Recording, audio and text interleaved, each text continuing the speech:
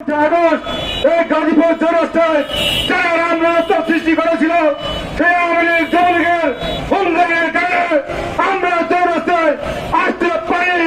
আমরা মিছিল করেছি, ওই সমস্ত গ্রামে গঞ্জে ওয়ার্ডে ওয়ার্ডে মিছিল করেছি, পালিয়ে বেড়াইছি, কিন্তু আমরা দেখতে পেয়েছি বাংলাদেশের গাজীপুরের ছাত্র জনতার হাজার হাজার ছাত্র জনতা যখন চতুর্দিক থেকে লাঠি হাতে নিয়ে এই চৌরাস্তায় এই মার্কেটের সাথে উপস্থিত হয়েছিল, তখন আমি যুবলীগের সেই সমস্ত সন্ত্রাসীরা পালিয়ে গিয়েছে।